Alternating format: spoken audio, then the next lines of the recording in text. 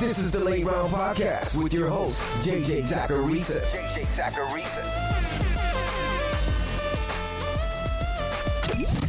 What's up, everyone? It's JJ Zacharisa, and this is episode 694 of the Late Round Fantasy Football Podcast, sponsored by FanDuel. Thanks for tuning in. Before getting into the trends this week, I want to remind you about FanDuel Face-Off. FanDuel Face-Off is where you compete in quick, fun games against other real people for real cash. It has all sorts of games that you're familiar with, like Home Run Derby, Wheel of Fortune, puzzle and strategy games, and there's more on the way. Contests are action-packed and last between 2 to 5 minutes. You can play on your couch, waiting in line, during a commercial break, wherever and on your schedule. Plus, you can practice for free anytime. Whether it be head-to-head, multiplayer, or larger tournaments, FanDuel Face-Off has something for you. Plus, in most contests, you'll be matched against players of a similar skill level, so you're never totally overmatched, even as a beginner. Face-Off is also tied to your FanDuel account and wallet, so you can easily use your daily fantasy funds or sportsbook winnings in the app. Visit FanDuel.com/faceoff or download the FanDuel Face-Off app in the Apple App Store today to get in the game. Age and location restrictions apply, void where prohibited. See FanDuel.com/faceoff-terms for terms and conditions. The first trend this week is about the Broncos backfield, because what happened on Monday night? In Week 5 against the Colts, Melvin Gordon handled 65% of the team's running back rushes, and he had an 8% target share. He played over 56% of Denver's snaps. He even had a 54% snap rate in the fourth quarter and overtime in that game. So it wasn't a situation where his snap count was super high to start that game, and then they benched him. Now, he was banged up entering Week 6, but he openly talked about feeling fine after the Broncos lost to the Chargers. And in Week 6, Gordon saw 3 carries and 0 targets. He played 9 snaps to Latavius Murray's 27 and Mike Boone's 21 on Monday night. We'll see how this progresses, but you absolutely cannot start Melvin Gordon right now. And Latavius Murray looks to be like the lead in that committee, which really isn't saying that much because it's still a split backfield and the Broncos offense is a complete dumpster fire. Over the last couple of weeks heading into Week 6, Dalvin Cook was hovering the 60% snap share mark. It was a reason to not be as optimistic about him moving forward. But something very good happened in Week 6. He played 88% of Minnesota's offensive snaps. Now, Alexander Mattison entered that game with a shoulder injury of his own, so that could have something to do with it. But it's at least a positive sign.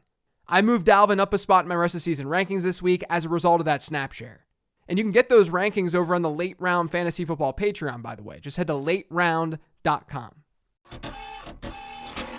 I still think the fantasy community is sort of undervaluing Alvin Kamara. On the season, there are only 2 players with at least a 70% running back rush share and a 20% target share per game. One of them, obviously, Christian McCaffrey. The other, Alvin Kamara. He's been a top 10 PPR back in back-to-back weeks. He just can't find the end zone. But fortunately, based on where he's seeing his touches, I've got him closer to 2 expected touchdowns, meaning he is underperforming in the touchdown column. So you could consider Kamara a buy candidate if someone's frustrated. It's just hard to imagine they're super frustrated because he's still producing. Another player who got a bump in my rest of season rankings this week was Chris Godwin. I'm higher on Godwin versus the consensus after he saw a season-high 32% target share on Sunday while playing almost 90% of Tampa Bay's snaps. His snap rate slipped in Week 5. It was good to see him heavily involved in that Tampa Bay offense once again. And the Bucs have a pretty favorable schedule, not just over the next month, but for the rest of the season too. He's someone that I would love to have on my fantasy squad.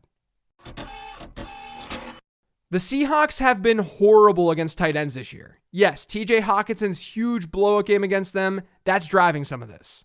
But on the season, you have the Broncos tight ends hitting 85 yards against them in Week 1, Ross Dwelley finishing as tight end 12 in Week 2, Kyle Pitts had an 87-yard performance against them in Week 3. Then you had TJ Hawkinson in Week 4. Adam Troutman was a top 10 option in Week 5, along with Taysom Hill. I'll get to that in a second. And Zach Ertz was a top 10 option in Week 6. Now, fantasy points against is based on position eligibility. So Taysom Hill's huge performance against them a couple of weeks ago, it's definitely skewing this data. It's skewing the way that the Seahawks look against tight ends, because he's not a traditional tight end.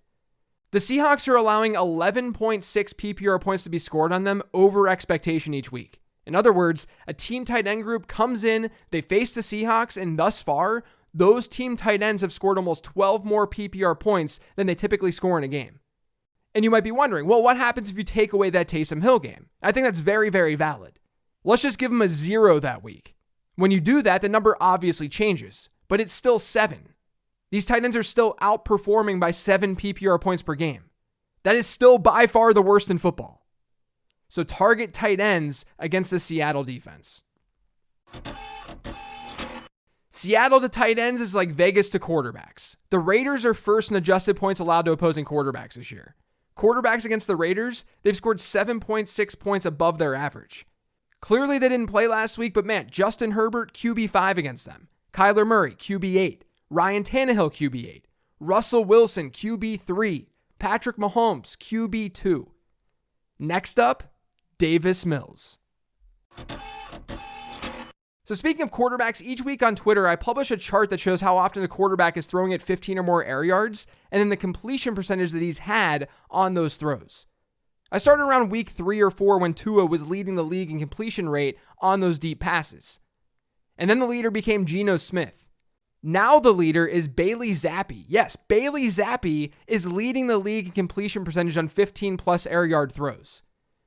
Now, I'm not sure he's ever going to be amazingly fantasy relevant, but it's nice that they've got a backup unless there's a quarterback controversy. There might be, but at least they have a backup who can play well and not allow a drop-off to occur with the starting pass catchers on that team. Bailey Zappi's playing great.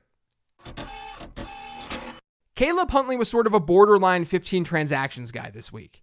The Falcons are running the ball a lot, and they're able to do that because they're winning. In wins this season, their pass rate has been 33%.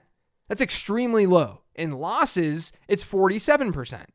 And they have a pretty cake schedule moving forward. Now, I don't think that we're going to see what we saw in week 6 again. 25% of their combined rush and pass attempts were passes. That was the lowest single game rate this season from any team. But they clearly want to run the ball. And they might be able to as long as they are winning. And while they've got a mess of players in that backfield, Caleb Huntley has looked pretty good.